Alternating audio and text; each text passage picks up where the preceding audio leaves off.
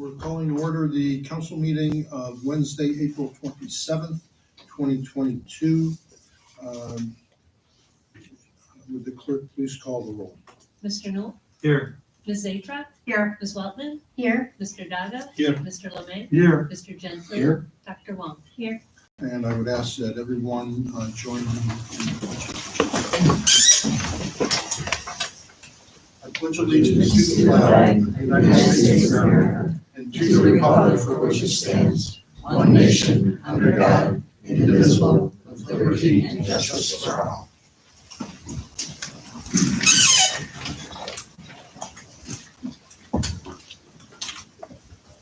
Thank you, and good evening, everyone. Glad you could be with us this evening. We have two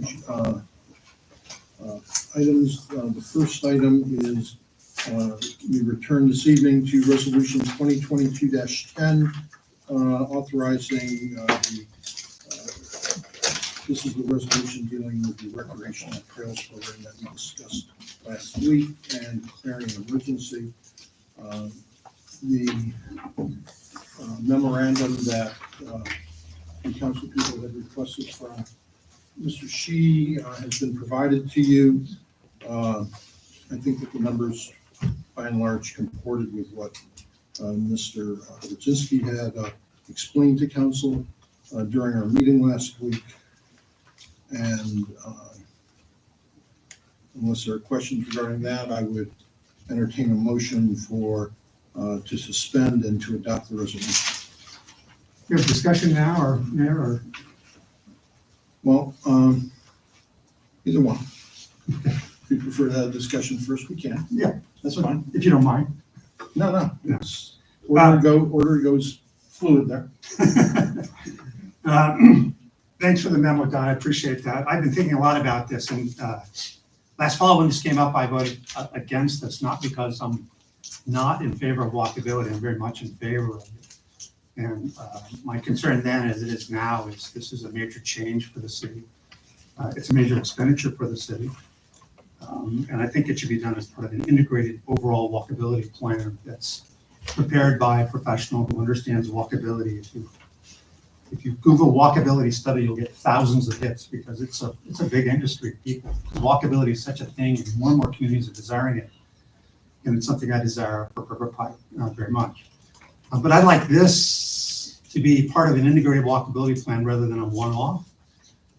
There's many times in my life I thought things were very simple and easy, and I found out afterwards that they're more complicated than they appear. And there's all unintended consequences. Some of them are good and some of them are negative. And so for a change this big for the city and this expensive, I'd really like this to be part of an overall walkability plan. It would put sidewalks and major streets, as well as probably proceed with Gates Mills as part of that plan. But doing that, I think we would uncover costs, the benefits, where to build, how to build, who would use it, what they would use it for. All of those things would come out in kind of a walkability plan, kind of a master study done by a professional. So that would guide us. Would that mean we do something different at Gates Mills? Maybe, maybe not. I just don't know.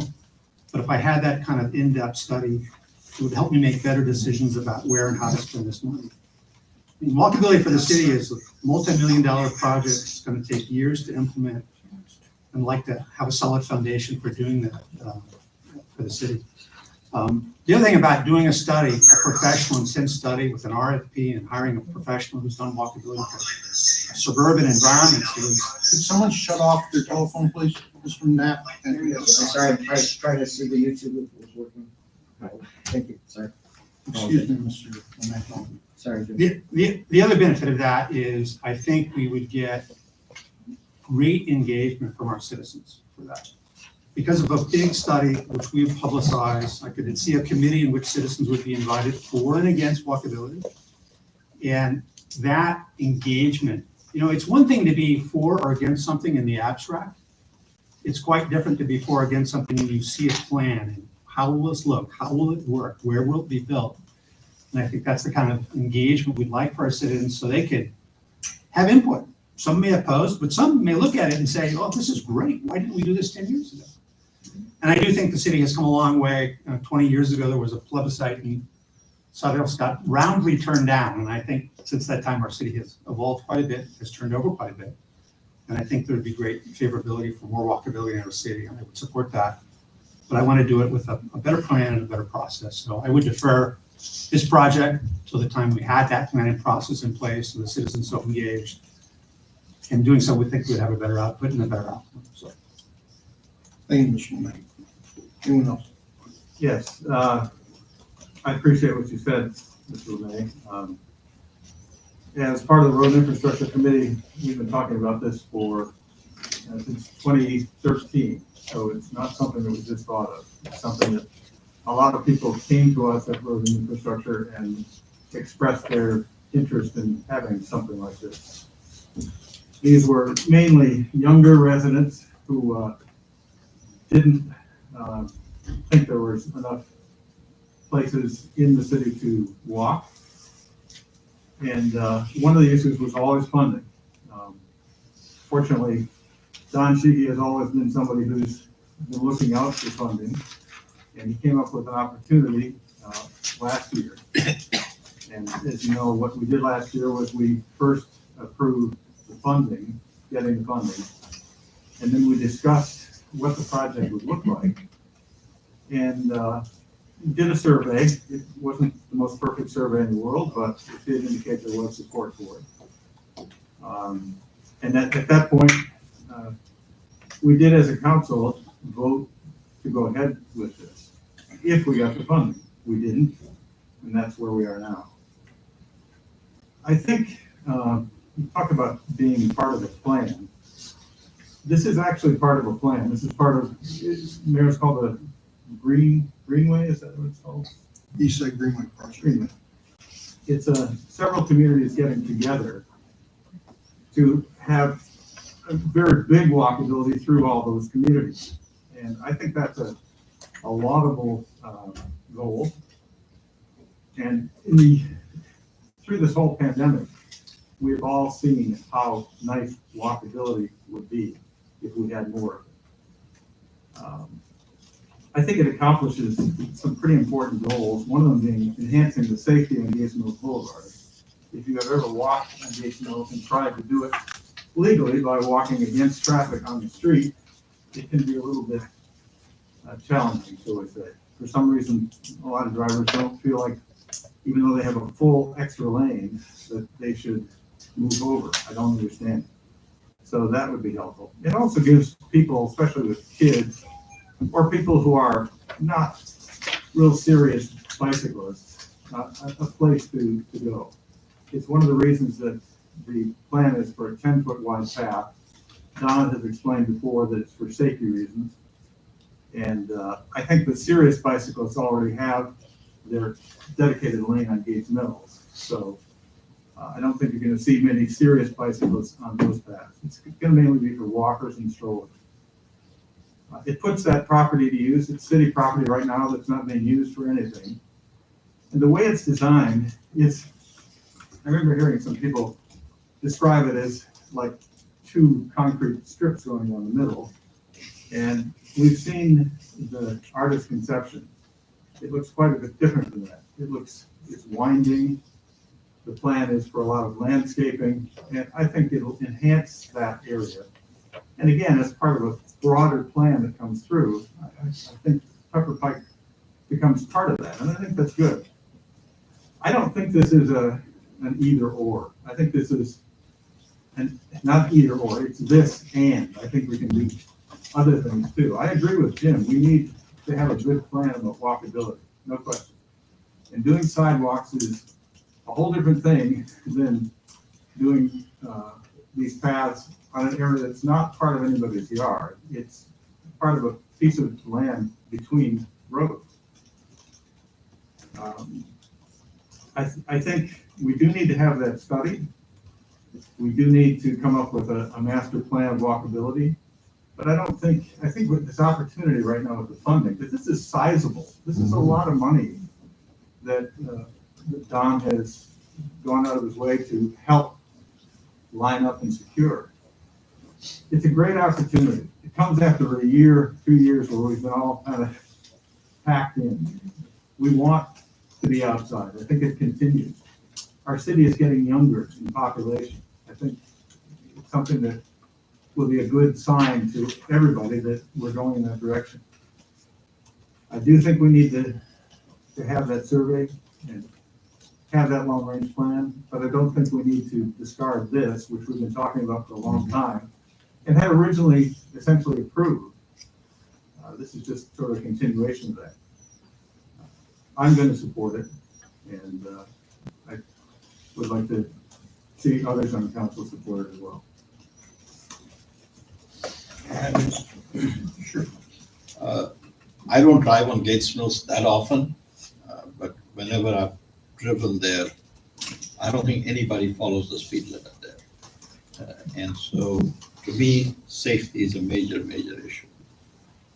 And I think the second part, being a bean counter, being an accountant, I just feel if somebody's willing to pay us half the cost, we have to take that opportunity. Now, if we don't get the grant, it automatically ends at that point. But if those funds are available, and if we are fortunate and our proposals are worthy to be accepted, I just don't think we should leave those dollars on the table and miss out on this opportunity. That's my opinion. I agree with Mano, and there's an unpromised but highly likely kicker to that, which is funds to help with repaving the rest of Gates Mills Boulevard, which is not an inconsequential amount of money, being that I think Don said that the length of Gates Mills between Cedar and Lander Circle is 60% of the land between Shaker Circle and Lander Circle. I don't remember what it costs to repave Gates Mills in that 60% area, but you're talking about 50 to 60% more through paving of Gates Mills. So for all of those reasons, I would support the trip. Sure. So I have put a lot of thought into this. I think there is a case to be made for, at some point, looking into the walkability issue with professional organizations, particularly as it comes to sidewalks. However, I think we have talked about this for quite some time. I know there's a concern about having change in this community, and this would be a dramatic change. As someone who grew up in this community, I can tell you that it has already changed. When I grew up in this community, when I was a young girl, and I mentioned this last week, but I'll say it again because I think it is relevant. I was able to ride my bicycle on Lander Road all the way from near Somme to Lander Circle. It was bumpy, it was made out of bricks, but it was relatively safe to ride your bicycle. That is not realistic right now. So our children cannot walk or ride their bicycles on Lander Road. Our community has changed because the amount of traffic has increased and the number of people who traverse our community who perhaps don't live here because they're going to and from their homes, in other communities which have also developed has increased. So I think that is a significant thing that we need to think about. The other thing that has changed is that at one point, Gates Mills Boulevard was not owned by our city. Gates Mills Boulevard was owned by a multitude of entities. The fact that someone cobbled together this piece of land and we now own it is, looking backwards, kind of miraculous. So we now actually own this piece of land. We couldn't have done it before. To my recollection, this is actually the third time our city has addressed some sort of walkability or sidewalks. So prior to this other one, way back, and it is controversial, it is significant. The doors have to be open. Yes, it's So a people- public meeting, so then we people need to know. leave our doors. This is an open meeting. You can't close the doors. I'm sorry, I thought there was a lot of noise in the hall. I thought I was home. Yeah. I apologize. It's an open meeting. You can't close the doors. And this project, I think, is a fairly limited, circumscribed project. It's on a specific piece of land. It connects to the current trail, going over to Ursuline. So I think there's a case being made that this is a way for our community to take a look and see how it is. It's not a straight path, it should be more park-like, as Scott said. And I think this is a really great way to live and start this conversation, people to see what walkability is like in Pepper Pike. If we come to the point where we want to address some of the other pieces on some of the other streets, I do think we need to have more community engagement, conversations, also bring in perhaps a professional organization so that it's done properly. But this, I think, is a different type of way of going about walkability. It's really kind of a separate thing, although it would be part of a bigger conversation. The other thing that I think is really important is that there is road money, so that would reduce some of the numbers we've talked about. And the actual cost to the city, I think, would be, to me, and someone who's not generally prone to overspending, I guess is a way of saying it. I think it's a realistic number, especially if we get that second bit of money, which could be significant, which would go toward the road adjacent to a path, which I think is relevant, which shows kind of the overall community's commitment to things like the Greenway project. And I don't know the name of that, the Trails project, but that would be where the other money would be coming from, I believe. So I am favorable to this specific project, and I am supportive of this effort. I'll weigh in too, and how do I follow some of that? I think that the reasons are staring us in the face. Number one, I think that there's a difference between a Gates Mills Trail project and a overall sidewalk walkability, and I don't think that there's a little bit of overlap, like a Venn diagram, but they're really separate. And I agree with your point too. If we were to look at more citywide walkability, weighing in with the community would be a very important piece of that. But I'm just going to look at the Gates Mills Trail project on its own. Somebody said to me that, they felt that Gates Mills median has been looking for its purpose. It was originally built, as part of the termini for the rapids, which since then it's just kind of sad. Developers wanted to use it. Different projects came up. And I really think that this is a way that we could have that part of our city shine. That it could be something that we're really proud of and that we all use together as a community. I like the fact that it's not directly on any homeowner's property. It's something that could be accessible to all of us, but it's not directly impacting a specific homeowner. So therefore, I'm in favor of us applying for the grant and going from there. My turn, I guess. Dr. Wall? I'm in favor of the path, and it was really great to hear everyone's perspective on it. I just like for the taxpayers to see which council members actually read the entire 2022 grant proposal that was submitted by the city. Third party. Good. Okay, Which proposal? the 2022, the grant proposal. The new one? Yeah. I've read what Good. documents. Okay. So I think we really need the survey, and I agree with Mr. LeMay that it would be nice to have a whole plan, and we really need resident and council input. And the grant's not going away. It's been there for the last, I think, 15 to 20 years, every time the same year, and it would be nice to know where in the city we should focus on first. Not that we're not going to do this, but the grant is a nice opportunity, but we also want to maintain the unique character of Pepper Pike, which is the place we all want to live, and not just build a trail for a grant.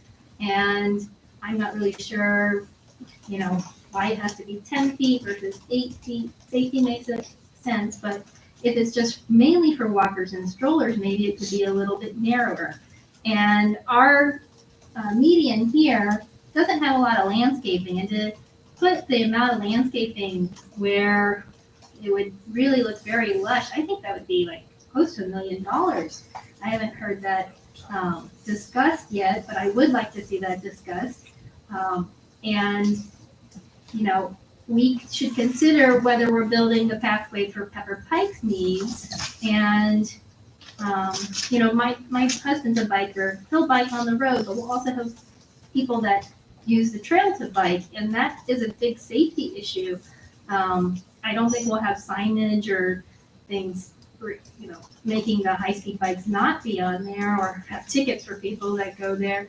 But we should think about this pathway for walkability, which we're talking about. If you look at the grant application, the survey in there was for biking.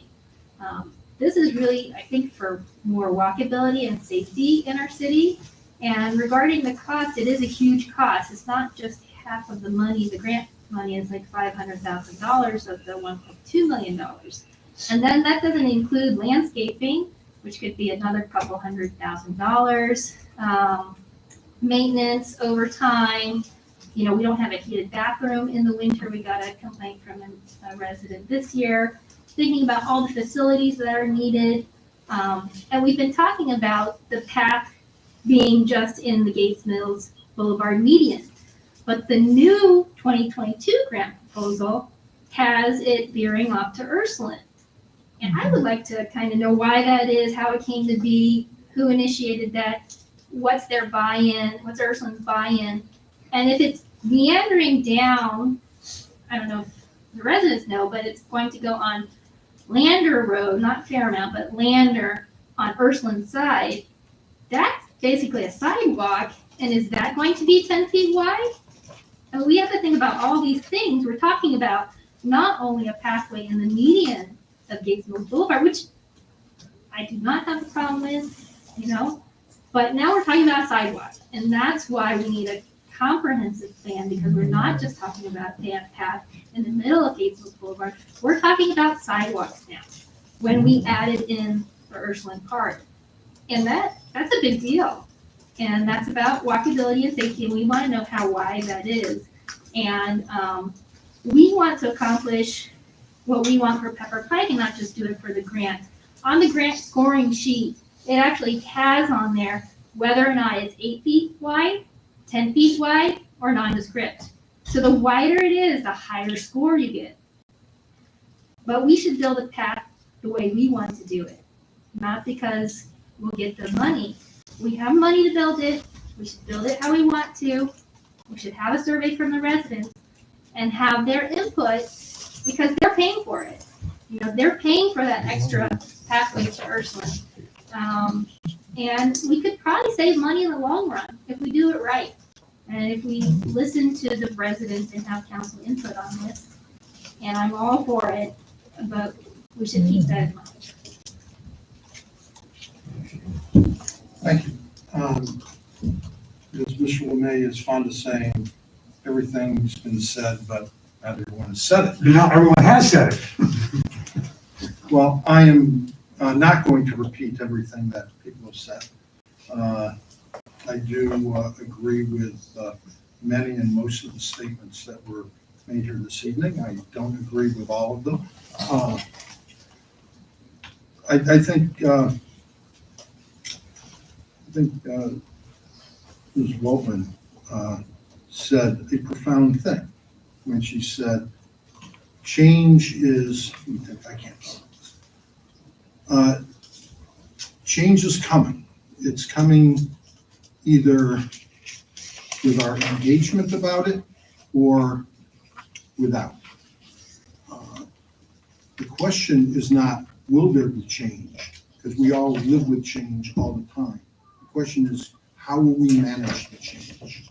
How do we anticipate and mold the change so it's the best thing for our community? I do not disagree with Mr. Lemay regarding the need for, you know, a serious evaluation of other sidewalks and where they go and the pros and the cons of them in different areas. I agree with that. I think I heard most of the council agreeing with that sentiment. I agree with the other comments that were made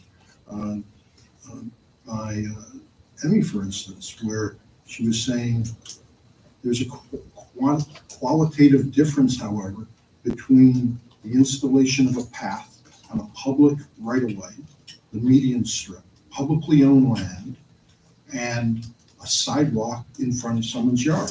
I think we're talking about two different projects, and Mr. Lemay and I have chatted about it, and I think we, agree to disagree. Agree to disagree. We have a different opinion about that, and that's fine. It's respectful and appropriate that we can have a disagreement. But in the end, you can study some things to death. You can sharpen the point on that pencil till it snaps off. Sooner or later, we need to make a decision. I'm encouraged by what the majority of council has indicated tonight. Love to have the support of the remaining members for something that seems like it's going to occur this evening, which would be the support of the resolution to complete our application for this path. I think this path is a first step. Every journey begins with the first step. And we can't put in all sidewalks everywhere all at once. Can't put in all sanitary sewers everywhere all at once. Everything has a way of proceeding. This is an important element of improving walkability within Pepper Pike. Pepper Pike already has sidewalks. It's not like Pepper Pike is devoid of sidewalks. You have sidewalks that stretch for more than a mile down Chagrin Boulevard that this council, Pepper Pike, approved several years ago to put in for safety reasons, such as Mono described. We have a sidewalk that extends from the entrance apron to Sterling Lakes, an old Brainerd, that goes up to Chagrin Boulevard and the shopping area up there. What is accomplished by that targeted sidewalk?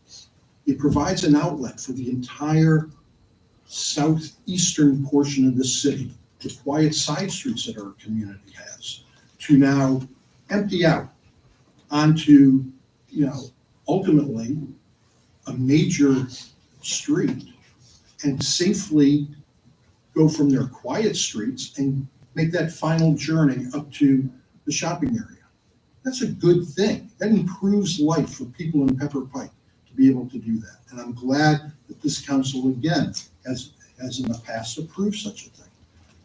This path, ultimately, and maybe not in my lifetime, because it takes a while for the trees that I envision we will be planting along Gates Mills Boulevard to mature into the beautiful canopy that it one day will be. Everyone talks about planting trees. Don't cut down the trees, plant trees. The best time to plant a tree, as they say, is 20 years ago. It's going to take a while for these trees to mature. But in 20 years, this path doesn't stand alone. It's an element of what will be a beautiful, dare I say the word, linear park that will become Gates Mills Boulevard, the median of Gates Mills Boulevard. A median that the old hands in our service department remind me, a few decades ago, was really a field. We didn't even mow the grass on Gates Mills Boulevard. Now we at least mow it. Some trees were planted in prior administrations. We have the old alley of trees that were planted there 15 years ago or more. Well, they're starting to mature now. They look better than they did a couple of years ago, certainly even. But there are many more trees to be planted. It's going to be a beautiful thing. It's going to be a gem of an entrance to Pepper Pike coming from the east. And it's going to enhance our city. It's going to make our city more than a place that you pass through, going from one point to another, and you don't even know you're in Pepper Pike, because it looks just the same as every other street you've just driven down on some length of the road. This is going to be a gateway It's going to enhance the value of the homes on Gates Mills Boulevard. That's what the path studies say, that the homes near a path, the value goes up. And I've had people call me since last year and say, is the city committed to the path? If the city is not, I only want to buy this house I'm looking at on Gates Mills if I know the city is going to be putting this path in. Because I have children and I need a place for them to learn to ride their bike, to walk safely. They want that path, some of these new residents. I think council is making the correct determination and judgment regarding this. I support what you're doing here. And I would simply call for suspension of the rules so that we can vote on this and move on to our other business of the evening. Can I get the answer to the question about Ursuline? Sure. Ursuline College is an enthusiastic supporter, as I would think you know, since you received a copy of the application. Right. They're a supporter of it. But how did it come to And be? through conversations that Ursuline and the administration had, we had good conversations. They're excited about it. For those of you who don't know, for many years, Ursuline College has wanted to be a more fully integrated member of our community. It's a wonderful college. It's a great asset of our community. And this path provides an opportunity for the community. They invite the community to come walk on their campus, to enjoy it. Some of you have done that. And that they are looking, that's why they write their letter of support. A reason why we have the path is to demonstrate to the Ohio Department of Natural Resources, and to focus on the more granular aspect of your question, that this path is for Pepper Pike. It's wonderful that it is part of the East Side Greenway project. We're excited to be a participant in that effort for all those communities stretching west that have already built their paths. We're at the terminus. There's us in Mayfield Heights. Mayfield Heights seems to be waffling. They want to see that their public statements have been with some council members. They want to see what Pepper Pike does. We want to demonstrate to not only the Department of Natural Resources, but to the residents of Pepper Pike, that we are committed that this path is for the benefit of Pepper Pike. It's great if it improves, it connects up with the pathway already to the west. People can walk on it and journey to Beechwood or Shaker, however far they want to walk. But having that connection to Ursuline College sort of closes the loop of it, so that it's not just dead ending with, gee, what is Mayfield Heights going to do? What is Pepper Pike going to do if it ever does or does not do the second portion of the path, as Mr. Gentili likes or has talked about? This demonstrates both to the community and to ODNR, I believe, that this is a self-sustaining, self-sufficient commitment of a path that provides heightened interconnectivity within Pepper Pike, for Pepper Pike, and that's why Don, I give him all credit for it. It was his inspiration that we should, extend this. We're doing it without cutting across. It'll be in the city right away. It's not a sidewalk. It will be part of the path. And it will provide that. It will cut across no driveway aprons of any residence. So it's different in that way from your other sidewalks you might find in a community. And the college is very excited about it. The Metro Park system is very excited about this proposal. The Cuyahoga County Planning Commission is excited about this proposal. We're excited about this proposal. And I would once again ask for a motion to suspend the rules. Second, one comment? Is there a first and a second? Let's just vote on that and I'll go to you. The mayor, Okay? it seems like the mayor's asking to approve a resolution for a grant proposal that most of the council hasn't read yet.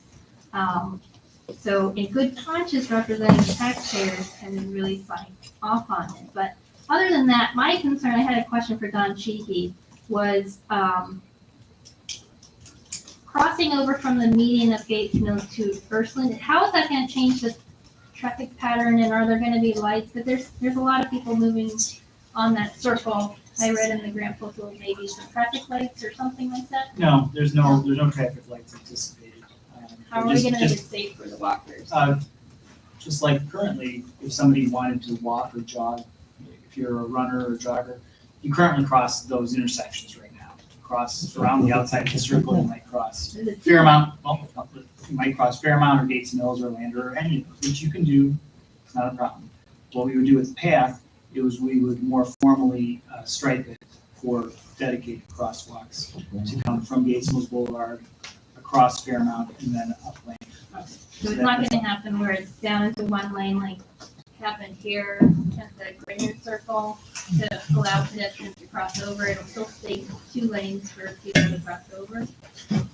It'll be the same with the whole, yes. Okay, did we have a second on the motion? We have the first. We had a first. Who was the first? I'm sorry. Who was? I did. Thank you, Tony. Tony was. I'll second. All right, roll call, please. Mr. Knoll? Yes. Ms. Acuff? Yes. Ms. Wellman? Yes. Mr. Daga? Yes. Mr. Lemay? Nope. Mr. Gentile? Yes. Dr. Wong? I'm for a trail, but I abstain on principle. Next, I would like a motion for the approval of resolution 2022-10. So moved. I'll second. Roll call, please. Mr. Knoll? Yes. Ms. Acuff? Yes. Ms. Wellman? Yes. Mr. Daga? Yes. Mr. Lemay? Nope. Mr. Gentile? Yes. Dr. Wong? Abstain. Okay, thank you very much, council. I'm glad we can move ahead with this. Next, we are proceeding to resolution 2022-11. This is a resolution appointing an assessment equalization board to hear objections. This is to the Shaker Boulevard sewer project.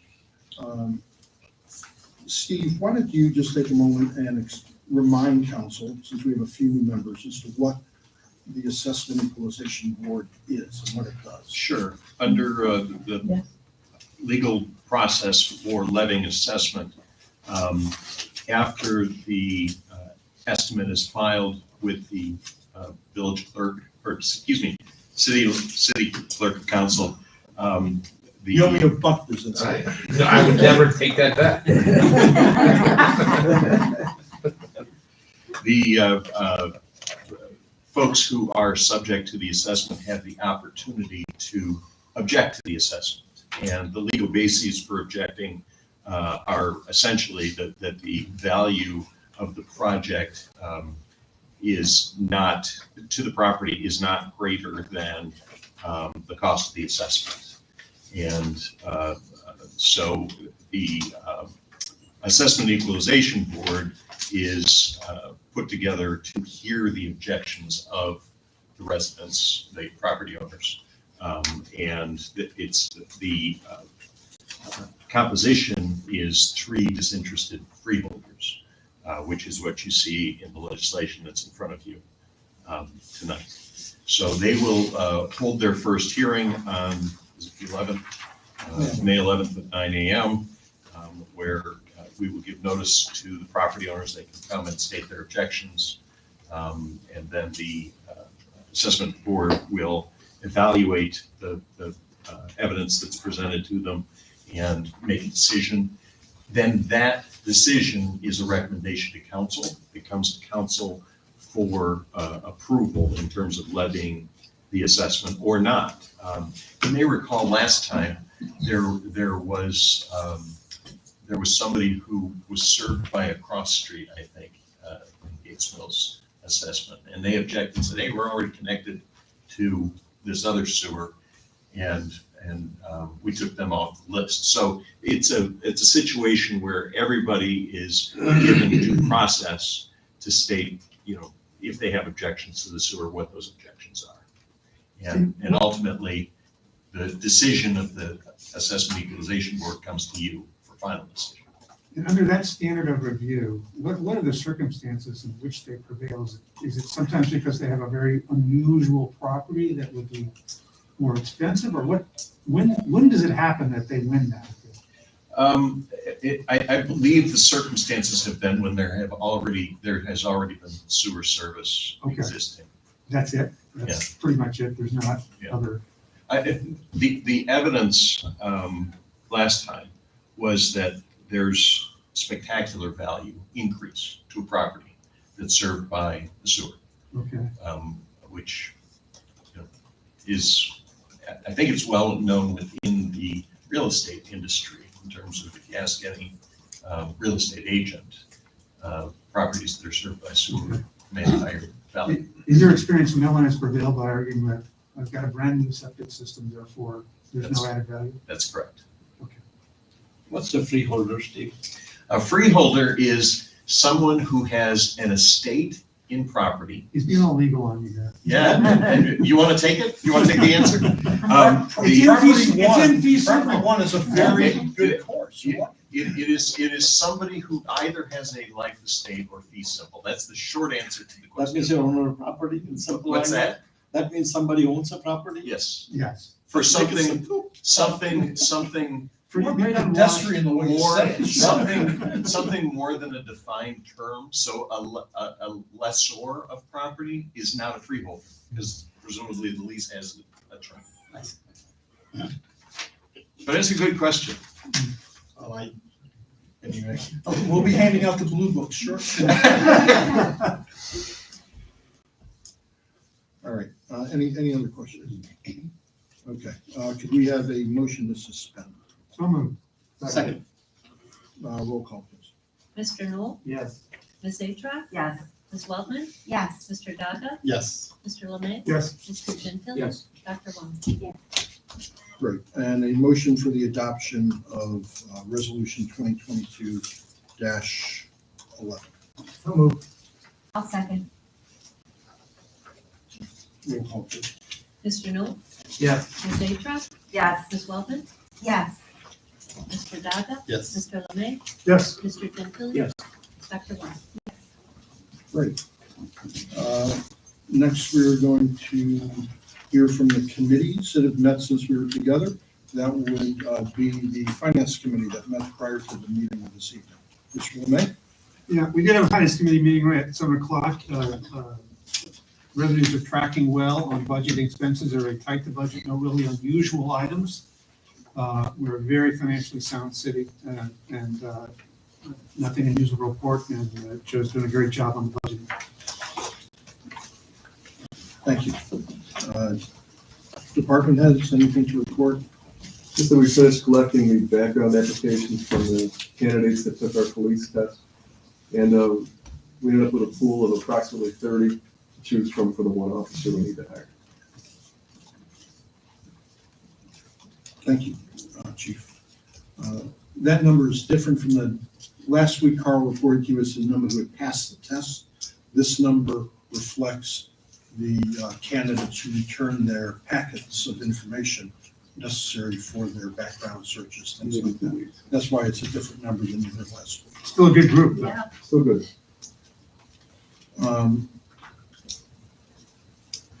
Mr. Advent, could you update council as to what's going on out on Route 91 right now? Earlier today, there was a vehicle accident that hit a fire hydrant at corner of Woodley and 91. That was taken care of by the police. They called us. It was roughly 1 p.m., I believe, or somewhere around 12:31 that this happened. A lot of water running down the street. Clean the water, got on the scene. They were attempting to shut the water down. They did get it slowed down, but which reflected in water problems all the way up into Edgewood Drive and Shaker. We must have got 25 calls in about 5 minutes about different homes along that stretch that were from Laurel Hill, Pepper Creek, and Edgewood. And Clean Water was on the job. I was there early, on my way in. I talked to the police officers. They were shutting down 91 from Pine Tree to Shaker Boulevard in both directions, which this will probably continue through the night. They're trying to get the water shut off. They're having a problem with that because there's so much pressure. so they're relieving water pressure in other areas, but, so the road is closed. If you have to go that way, even in the morning, you may want to rethink it or check with, I believe the police department, and we both have it on our Facebook pages. And the police department may update that prior to 7 or when June Clover comes on. We're hoping sometime in the afternoon tomorrow Yeah. for the reopening. Yeah, we've gotten that, I hope since this meeting started even. I know our social media has been active or trying to be active to get information out on the police, social media, service department and city. I put out a code red alert when this first occurred and let people know, we let them know when we knew more. We've had basically no reports of anything new. They are simply working the problem. It's difficult. It's more difficult than I think the water department anticipated from a knocked over fire hydrant. Something obviously is ruptured below the surface, and it's going to cause predictably, I think, a significant washout under 91, and this is going to be a long-term repair situation because of that washout situation that would make the structure of the road unsafe. So there's going to be a lot of work ahead for the Division of Water repairing the 91. And ODOT is involved in this also, because it was, so once the water gets shut off, ODOT's gonna check the integrity of the road, because it's on the state route. Yeah. So, fortunately, that area is served by a concrete, or a brick and concrete ditch, so hopefully the washout is minimal. So we were trying to get an assessment of it, but the water was still running at the time. Yeah, and one thing, these are dynamic situations, and one thing we won't know until we know is, will the affected service area increase as Cleveland Water has to go farther down the line or further up the line to make shutoffs in order to stop the water, because that seems to be their challenge right now. They can't stop the water. So that may affect more streets than we have right now. And who pays for all these repairs that may be required? This is the Cleveland Water Project. This is one of the, as you know, we are a member of the Cleveland Suburban Water Agreement. And this is a repair that is at the expense of the city of Cleveland. And They own the pipes now. they own the pipes. This is We their did last pipes. term, yeah. At some point, maybe insurance as well, right, with this. I mean, the car accident, people have no responsibility to this. Don't know, I'm just curious. They may. Yeah. There may be a subrogation of Okay. claim, but We initially, are not affected. we are, the repair of the pipe is going to be Cleveland. If they want to pursue a motorist or its insurance carrier, that's up to Cleveland Water. I tend to think they may not. It's not worth it.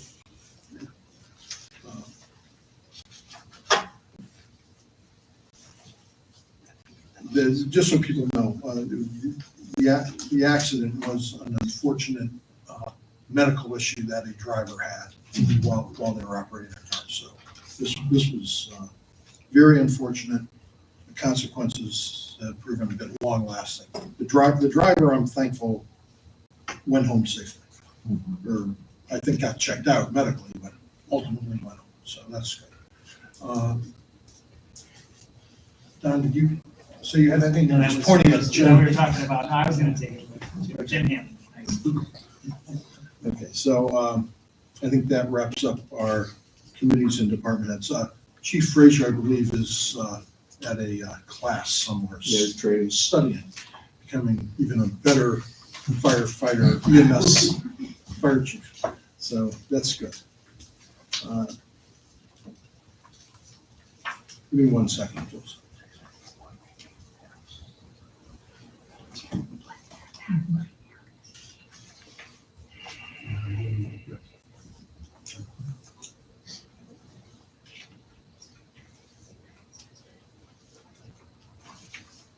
Okay. I would like to address the council You all received at your places this evening, a handout that is a PowerPoint presentation prepared by the Cleveland Food Bank. And I'm going to take you through it. There were copies of it out on the table. I hope some of our audience perhaps picked it up and make it more interesting for them. As you know, we don't have to describe or really talk about, I think, what the Cleveland Food Bank is and what it does. It is the most significant nonprofit, non-governmental organization in our region that tries to get food to people who are food insecure and are in dire need of assistance in feeding their children, their elderly, and themselves. This packet that I've given to you goes through some of the issues. I'm going to skip ahead to page 3, which talks about the fiscal impact, or the impact in fiscal year 2021, where just some of the things that Food Bank experienced. 50, and the bottom line is the most important line. They provided 52 million meals in Cuyahoga County.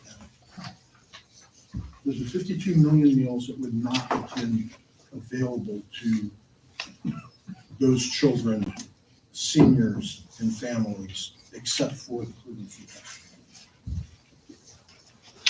It's different from every other nonprofit that I can think of, because it fulfills a role as a partner of governments that governments otherwise would have to provide themselves.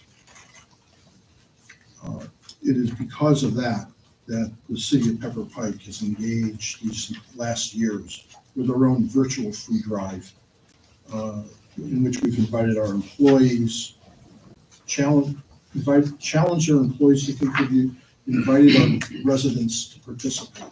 And there's been some wonderful support, particularly in the last few years when it was such a huge issue. On the next page, you see this bar graph, which dramatically shows, I think, if you look to the left and you see the January, February food distributions by the food bank and its affiliates, and what happened almost immediately after the pandemic hit.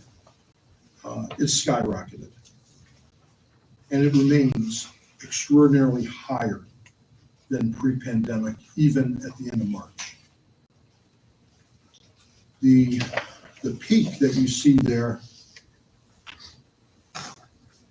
where they serve, I can't remember, is that 5 or 9? 5,000.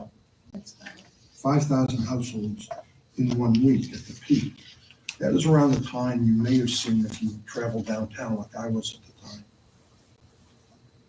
The literal miles of automobiles that were lined up near the Union Block. And these people were waiting for volunteers from the food bank, Ohio National Guard, who was assisting them, to open a trunk and put a single carton of food in their trunk. And that's what they waited in line for hours to receive. 1 in 4, a shock is that 1 in 4 persons in Cuyahoga County were the beneficiary of the food bank in fiscal year 2020. The next page is one reason why I've come before council tonight with this message. There are things that are happening right now. It's the pandemic support cliff that our community and the region faces, and our entire nation faces. It speaks for itself, these numbers. The expiration of the child tax credit that ended in January this year has caused 3.7 million American children to fall back into poverty. What does that mean? That means that their parents need to come up with money otherwise that they didn't have in many instances to feed their children. TFAP, the next bullet point.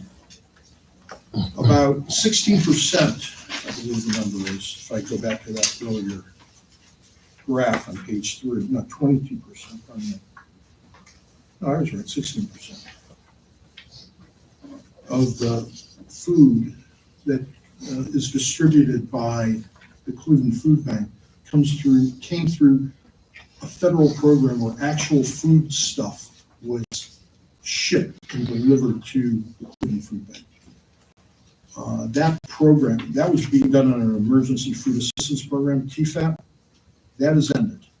And that's causing a 66% drop at the Greater Cleveland Food Bank from December through January this year. You'll recall from that bar graph, the numbers are still, highly elevated from pre-COVID. The expiration of the Child Nutrition Program waivers means that in Cuyahoga County, there will be 25,000 fewer meals served through the summer feeding program. And what is of great consequence to those who have less than, I hope, most people in this room, the expiration of the SNAP emergency allotments translates conservatively to more than 54 million meals in Cuyahoga County being lost to SNAP recipients. What does that mean? That means SNAP is the food stamp program. That means that people who had food stamps, who could use them to go to the grocery store, they're now off of it. They're not on the SNAP program anymore. They'll be thrown off by the termination of the emergency allotments. And that means the food bank is estimating conservatively 54 million. Their higher number is 63 million meals are missing. We can skip ahead a few pages. We're all experiencing inflation right now. Inflation hits the poorest the hardest.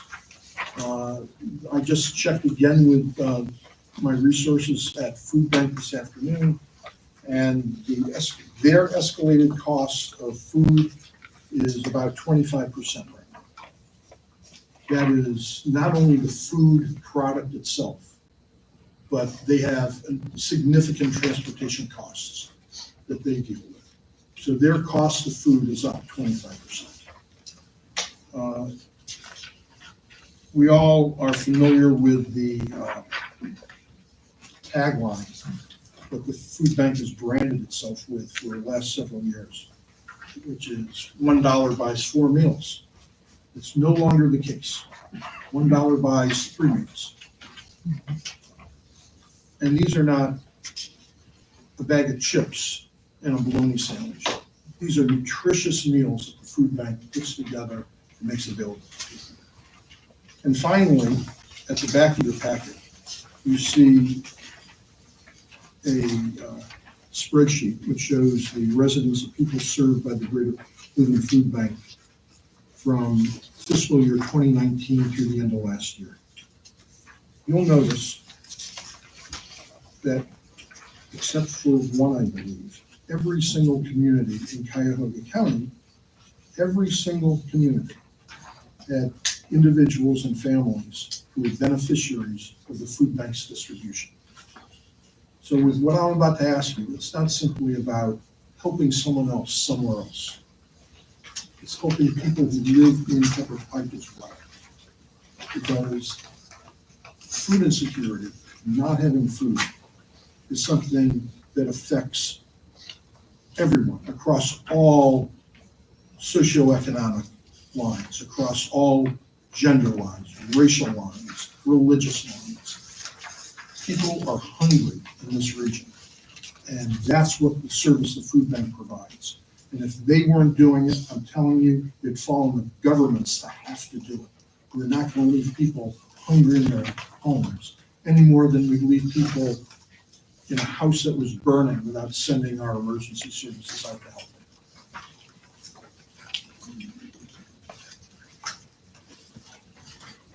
The city of Cleveland has committed $5 million of its ARPA funds to be donated to the Cleveland Food Bank to try to support this crisis and developing problem that it faces. Cuyahoga County has a $5 million proposal before that council to do it. There are certain things that I guess under their rules, they have to go through, they haven't passed it yet, but that proposal is there. It's supported by the executive, it's supported by the leadership in the council, and it's expected that it will pass. Bratnell has made a commitment of its funds. Our ARPA funds are how much, Joe? In total, 663,000. 663,000. Here's the proposal. Here's what I'm suggesting. It's a modest contribution. We're not the city of Cleveland. We have an opportunity. Pepper Pike has, as you know, we go to the finance committee, we see our numbers. We have not, as a community overall, suffered these last 2 years. We are the beneficiary nonetheless because we're entitled to it of other federal dollars that have come our way. $600,000+. There's a proposal that every community in Cuyahoga County contribute $10,000 from its ARPA funds or its general funds, however it's comfortable doing it. It's ARPA funds, and we need to, and they're dedicated, we need to take $10,000 out of our general fund and repurpose that to support a project. Fine. It is permitted under the Treasury regulations of dealing with the ARPA funds that monies can be used to support food banks. That's one of the permitted things. In addition to that, there's is it a $2 million safe harbor? There's a safe harbor provision of a few $1 million that every community has. We don't get enough money to meet Right. the safe harbor requirement, where we can spend money not subject to audit, basically for the purpose that we think is appropriate to use our ARPA funds. And so my proposal tonight is, I would like the support of the council that the city of Pepper Pike commit to transfer $10,000 to the Cleveland Food Bank to demonstrate our support for this regional problem, for this problem that affects even those who live in our own community. And that's my ask. And can you explain ARPA funds so people know? That was a one-time grant Yes, that we got from the federal government. yes. Hopefully it doesn't happen again. We don't have a pandemic again, but just explain ARPA funds. Right, it's the American Recovery Rescue Program? plan. I know the acronym better than I know the American name of the Rescue plan. Thank you, Kathy. And it's a one-time thing. We're not making a annual commitment or anything like that. But if someone wants to say it's more than $10,000, you're not going to see me jumping up and down on the table. But at a minimum, I think we ought to be, as a community, taking $10,000 of this opportunity money that we received from the federal government and putting it to this purpose. I think it's the right thing to do. We are coming out of the season of Easter, of Passover, of Ramadan. This is when we open our door to the stranger. This is when we do it.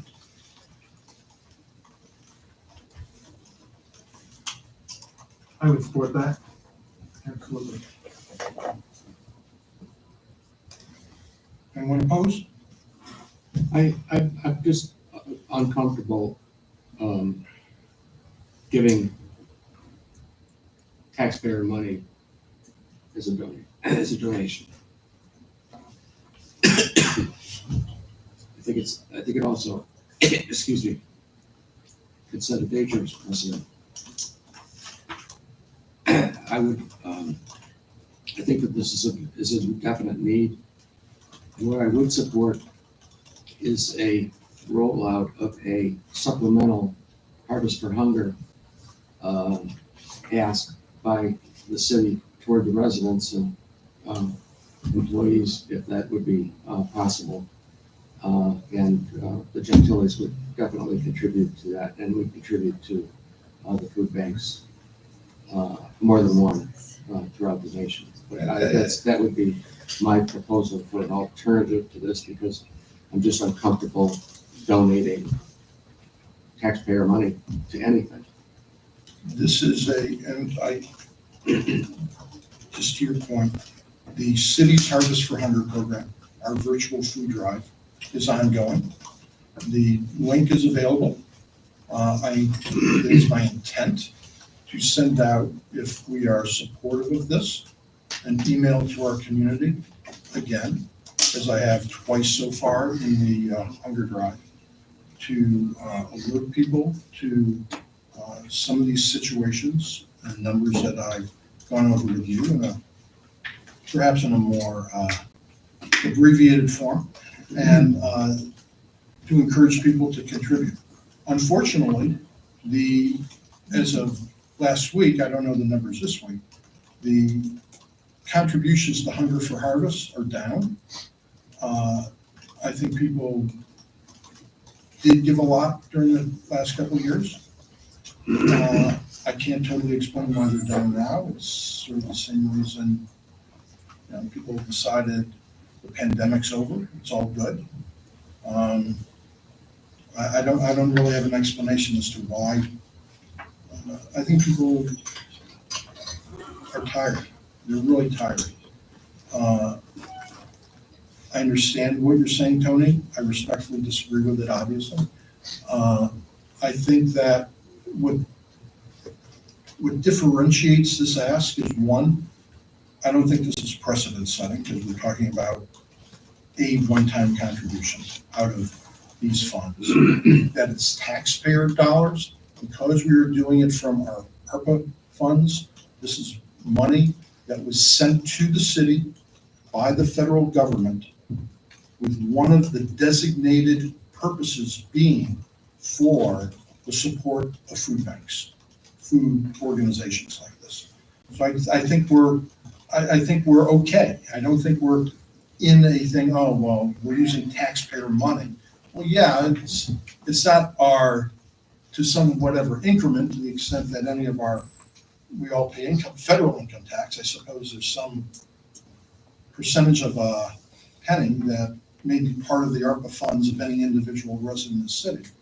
But it's not our income tax, it's not our property tax. These are federal dollars that, through the federal program the city has received, in part for use of, we can build stormwater culverts out of it, we can build internet security issues out of it. We can do lots of things, and one of those things is the support of food banks. And I think that's what we need to do. I think we need to respond to that. So I understand your point, but I don't agree with your point. So,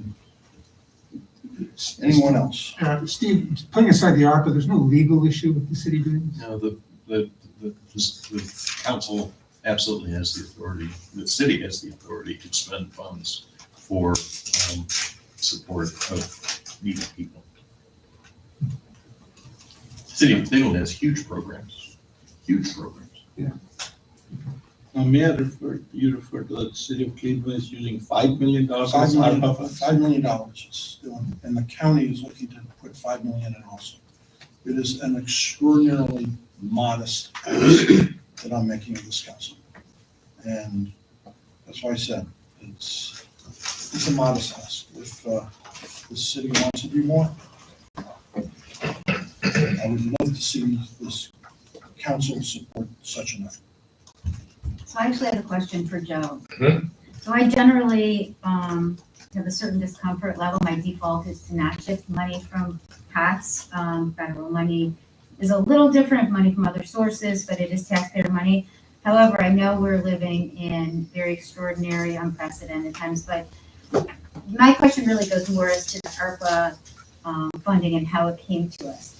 Now, I know from other experience, it came in different batches. Is that correct? Do we get? Well, it's gonna come in two Several. batches. Okay. One, half of it came last year. Mhm.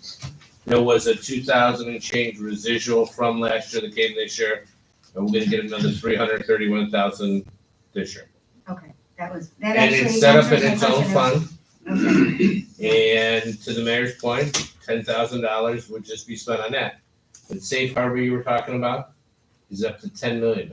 $10 million. Right, so, cause there's communities that got 16 million, they could spend 10 million however they wanted. In our case, obviously, we only got 663, we could spend it however we wanted it. We had shifted most of it to do stormwater repair, but to Steve's point, you're certainly welcome to split off $10,000 for the food bank. I'd just like to kind of weigh in. I think it's interesting that in the ARPA fund, there is this, I don't want to necessarily refer to it as a loophole, but an exception for food banks, specifically in there. And I kind of see this as an opportunity for us to use some of that really to give back to our community.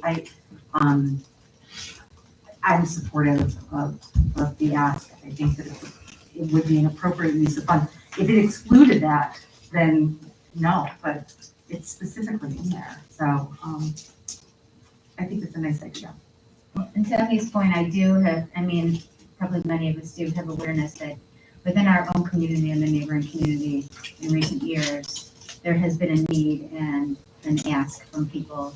You know, it's not from people far, far away, who we should also be helping, but it actually are our neighbors that are in need of these funds. So we might be putting back the money that our neighbors need.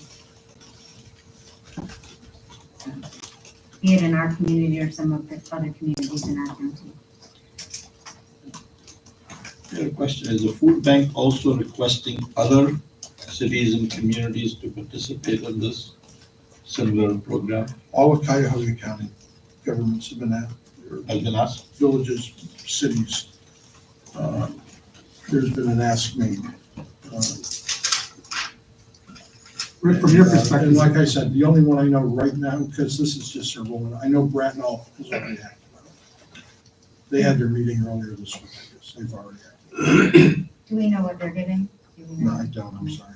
$10,000 is the suggestion. Is the suggested amount? Rick, you see this as a one-off based on the circumstance rather than, Right, I think the structural ongoing thing would be that's a different conversation and discussion. This is not intended as a precedential issue. yeah, there are many, obviously, wonderful organizations that do similar things to the food bank that support it. And we're picking one, and it's a great charity. And I guess it's ARPA funds and kind of a one-off to face the crisis gives me less concern. Yeah, and I understand your point, and that was, I think, the point of one of my earlier comments. I don't really view food bank as a charity. It's a 501, obviously, I assume, but it is in many ways this NGO that serves the governmental support and function different than virtually any charity I can think of. We're not saving the whales. We're not doing a lot of different things here. We are helping feed children in our own and other communities around us. So I view it, technically, of course, it's a charity. It has that tax qualification, but it's not it's different than almost any other that I can think of. Yes, Kevin. Quick question. Joe, for the money that we're receiving this year, do we already have kind of a budget for it? Do we already know what we're going to use it for? Well, It's been fully budgeted in the ARPA fund that we created. right, so what are we actually using it for this year? Well, we had intended on using it for additional stormwater work. And then is there extra money in it, or do we use all the funds? Well, or how no, do we were gonna use this year's phase for, the stormwater on Shaker. Shaker stormwater, we're looking at $900,000. We only got 331. So, yeah, we would be giving up $10,000 of the Shaker to do that, but we're still gonna do the Shaker project. We had it budgeted. we have a healthy general fund to contribute any shortfall on that. Mayor, I think it's a small amount of money compared to the bigger picture. I support it. It is permitted and it's a designated use, and I think it makes a lot of sense. All right, good. I would ask for a motion to support, we're not gonna have a written resolution here, guys.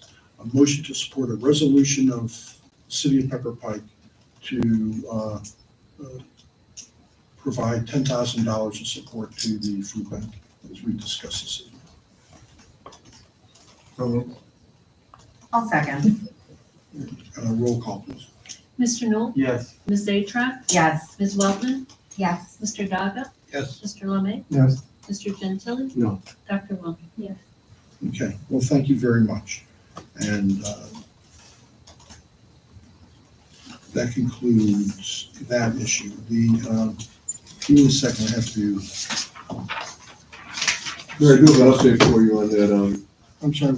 On Thompson Road, I have a quick update for you and council. Yes, please go ahead and do that while I'm trying to get.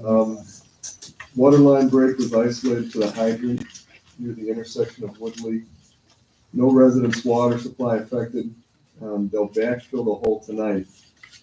And ODOT already checked and said the backfill should be sufficient. So we should be able to open the road in a few hours or so. You're not concerned about 91?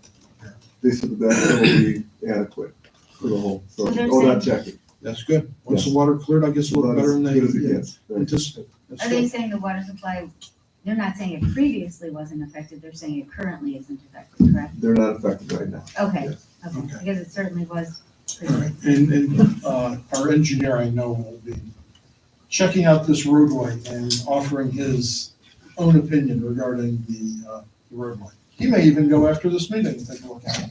I tried to go this evening, but it was already closed up.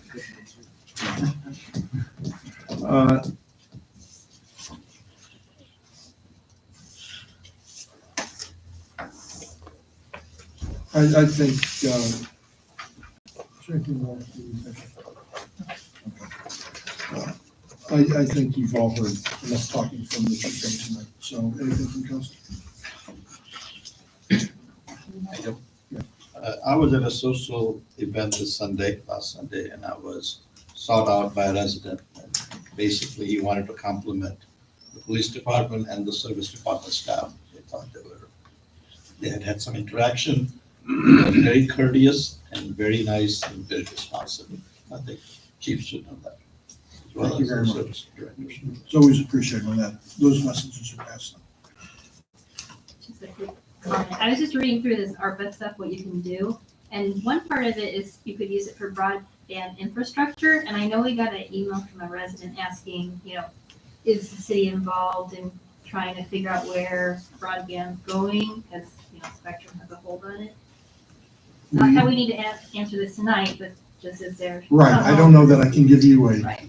thorough answer. Of course, AT&T has been moving through the city, hanging new 5G? Fiber optic. Fiber optic lines, so that's expanding.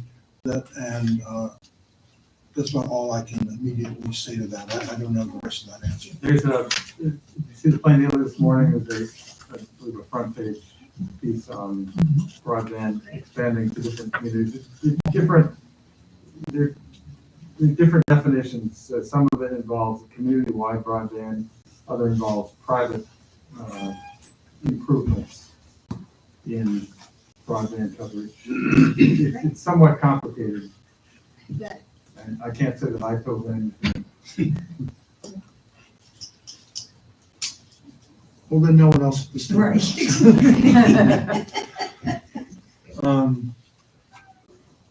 Okay, anyone else? All right, we will move to audience comments. Not hearing. Yeah, I got one. Ben Colas, 29976 Fairmount. Okay, what's your name, sir? Benjamin Colas. How do you do, Mr. Doing well. I got a great email from you when we moved in a few months back, welcoming us to the community. So thank you for that. Well, welcome to the city. It's great to be back in Northeast Ohio. Great to hear the debate and discussion on the trail tonight. as a parent of a 1-year-old and another coming in that area, obviously in favor, I shouldn't say obviously, but in favor of that. And as a youngin' who will have some more years in this community to see those trees grow, looking forward to that. Was a little concerned on reading a Cleveland.com article that came out recently that suggested that, can't trust everything you hear in the news, but suggested that there were some calls to ODNR opposing it from council people. So I just want to encourage council people. It was great to hear dissenting views on that and on other things. Stick to your principles, respect the principled abstaining of the vote. But at the same time, when decisions are made, I'd encourage people to disagree and commit and not call ODNR on the side. Thank you. Thank you. I don't think anyone called ODNR to express any opinions against the trail. So I've only contacted ODNR to get information from them. Excuse me, can you speak up? I can't hear. Oh, I was just saying, I don't think anyone's called ODNR to say anything bad about the trail. I know I personally only contacted ODNR to get the grant and grant information from them. So I can't speak for any of the other council members, but that's what I did. Okay. Any other comments? Mary Ann Luction, 29826 South Woodland Road. I'm just a little curious. We moved in about 22 years ago. Previous to that, we were in University Heights, and both my husband and I walked a lot. When we moved here, we started walking, and we were on South Woodland. We'd go up Bolingbrook, walk around there and come back. A couple of knee replacements that I've had. You can't walk on hills, can hardly walk sometimes up our driveway. But when we did walk then, Beechwood Mall opened up for walkers at about 8 o'clock in the morning. And stores weren't open then, but there were quite a few of us coming from all different communities. When the pandemic hit then, they did close the mall. So we then drove over to Orange High School and walked on the the track, right. And then ultimately that was closed too. In both instances, we had to drive our car and park. So the mall was big and so was the Orange School parking lot. So I'm just curious, if you don't live on Gates Mills Boulevard, how you get there then and where you park, or both the track and of course Beechwood Mall did have restroom facilities. So I'm just curious how you envision people getting to walk this path. As you know, we have a lot of parking lots right here at City Hall, which would be the. And then you cross over the street with your stroller or whatever and get out. You have to do that. I'll chime in because I live up on Cedar, and actually, on a really regular basis, some girlfriends and I walk, and this started during the pandemic as a little bit of physical activity plus socialization. We come up, we park at City Hall, we meet at whatever time we determine, and we walk the Beechwood Trail. So it can be done. I think that people will use it. I would love to be able to actually stay in Pepper Pike when I do it. So instead of heading towards Beechwood or down Old Brainerd, I could go up towards Gates Mills, and I think that it will create a nice atmosphere. So I personally look forward to using it, but that was not the only reason we supported it. So then you would use the parking lot here? I do use the parking lot here currently, and so do my friends. I mean, and I think we're encouraged to use that, right, Mayor Bain? Yes, you are. Thank you. And I would agree with you. We do the same thing. We park up here, we head out that way. We do cross a few streets, but it's limited. And they're crosswalks. That's how it kind of works. And there are quite a few people you would see on that trail with strollers, depending on the weather and the time of day. I mean, The comment I can make, conducive. is that, sorry, go ahead. I apologize, Mano. I did No, not that's mean to okay. interrupt. Oh, no, I know they walk down your street because it's. I love dead it. end. Yeah, because once they put those separate lanes for walkers, Right. I mean, people are walking back and forth, and it just gives you tremendous sense of safety. Well, sure, because you're on a cul-de-sac, right? Yeah, and so And they can. I see a lot of walkers, and particularly having that separate kind of marker makes it even safer. I think we see a lot of And I just want to add in, I do think it's kind of an unrealistic expectation to have everything right at the end of your driveway. I think that there are lots of things that we need to move to access them. Whether it's driving to Beechwood Mall to walk, whether it's coming up here and parking at City Hall to walk. It's not just out the door and go. So just another thought on that issue. Okay, are there any other comments? Would Ursula allow the residents to park there since the trail's gonna go there, maybe use some of their facilities? Was that in the conversation? I don't know that answer. Any other comments? Mr. Matt? Manny Knapp, Center Road. Just a quick question, suggestion. In our budget for this, for the trail under, shouldn't we put funds in there to have the bathroom that's by the parking lot opened all year round? Right now, it's been closed 4 months for the season out here. If we're spending these type of funds and say we've got a parking lot and so forth and encouraging people to come, just tell them that 4 months out of the year, we're not gonna provide a toilet facility for you. We spent, I think, Joe said we spent about $100,000, for the bathroom facility over there. Let's put some dollars into it. I'm assuming that it's just because there's no heat, in there, to open up the rest of the year. If we're opening up the thing, we've got a park in the center over here, and in the circle, and now we're going towards this. Again, to whole plan. Can we, that statement is just put money towards making the bathroom available. Anyone else? Yeah, Gerard Bartasavage from Shaker Boulevard. I'm for the path. I've said that many times. I put it on Pepper Pike social media. And the talk about including a survey with sidewalks is totally just unbelievable. Because if you think about the whole picture, wouldn't the Gates Mills path be pretty logical that would be included in the whole plan? So as a couple of the board members said and the mayor said, it's a good start. So let's get moving on this path, which I appreciate the board members voting on that path. And like many other people, we walk up, my wife there and I walk up from Shaker Boulevard. It's very difficult to walk on Shaker Boulevard, but we do. And sometimes we will park here and we head to Beechwood like most people do. Well, we really want to stay in Pepper Pike. And why should we go to Beechwood and why should we go to Orange when we could stay in our own community? And so I think it's going to be a great thing for us to get the Gates Mills path going. And also, over 20 years ago, we were looking at a property to buy, and we mentioned Pepper Pike. And they said it was, why would you want to go to Pepper Pike? It's a tired community. And I thought, that's strange. And they gave us some other communities, and we looked in other communities, but we did find a house that we liked in Pepper Pike. And once we moved in, we thought, you know what? They're right. It is kind of tired here. But I want to commend Mayor Bain for turning the community around. It's no longer a tired community.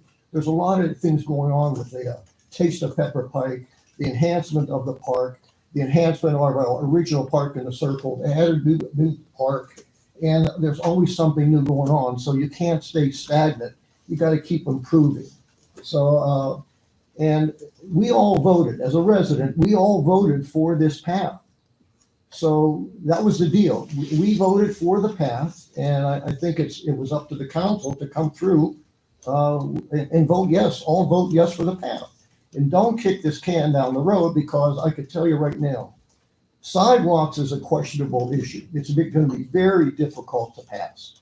I'm on Pepper Pike's Friends of Pepper Pike Neighbors Facebook page, and I put this out there a couple of times, and people said, well, I like sidewalks, but not on my street. So it's going to be very difficult. Some of my neighbors on Shaker Boulevard, they're all for it. When Mayor Bain had the meeting, a young girl got up and she said, how about more sidewalks and walking trail? And the crowd that was the meeting participants all were in favor of a walking path and sidewalks in Pepper Pike. But the sidewalks are going to be extremely difficult to pass. So I commend the the council for voting for the Gates Mills path. I believe it's a good start. We will use it, and once it's built, people will come out, and you'll be surprised. Thank you very much. Thank you, sir. Anyone else? Yes. Al Tagey, Lander Road. There was a comment from someone earlier about serious bike riders getting on this walking path. I don't think that's gonna happen. I've been a serious rider for 35 years. The last place I wanna be with my bike is on a path dodging people, strollers, dogs, and whatever else. So I don't think you need to worry about serious bikers getting on there. There's been one concern, some point expressed about crazy people trying to get their motorized vehicles on there. It's very easy at the entry points to put bollards on there so they cannot do that. And they don't have to look ugly, they can look attractive as well. Thank you, sir. That's why we have people who wear badges who stop motorized vehicles. So thank you. Yes, sir.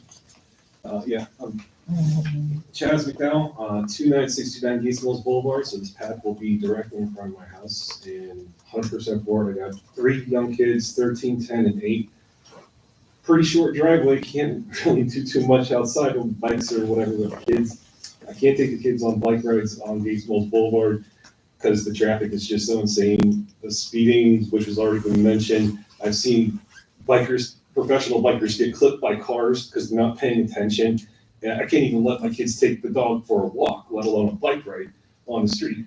Especially in the wintertime when you can't even walk on the grass part of Central Council. So I think this is a great thing. And, you know, I've been sitting here staring at the big map of Pepper Pike up there. And it's basically a big square. Gates Mill Boulevard cuts almost directly across the middle of it. It makes perfect sense for Gates Mill Boulevard, and especially from City Hall up to be the centerpiece of the start of the project to have the walkability. So, and as a owner of a real estate company and as a broker in the state of Ohio, say it's definitely going to increase property values, not only on Gates Mills Boulevard, but the surrounding streets that attach to it.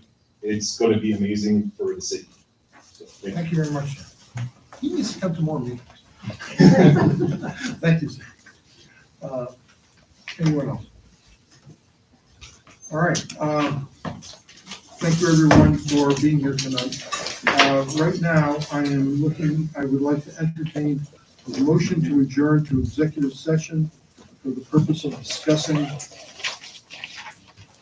with the city's legal counsel pending or imminent litigation and to discuss the acquisition or disposition of city property. So, can I have a motion?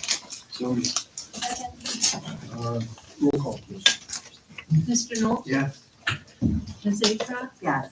Ms. Weltman? Yes. Mr. Daga? Yes. Mr. Lemay? Yes. Mr. Gentile? Dr. Wall? Okay, we are going to adjourn to executive session now. For those who are unfamiliar with this, you're all going to leave. We will not discuss any further city business at the conclusion of the executive session. We will come back into formal technical session, and we'll simply say we are adjourned. So no one need to be worried. They have to hang out here.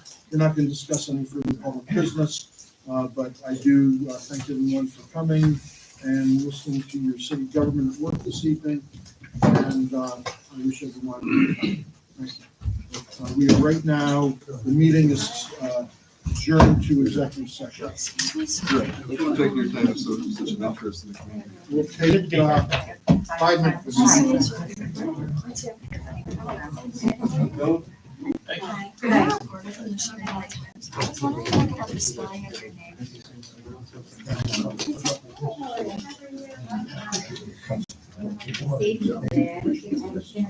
Yes, actually. They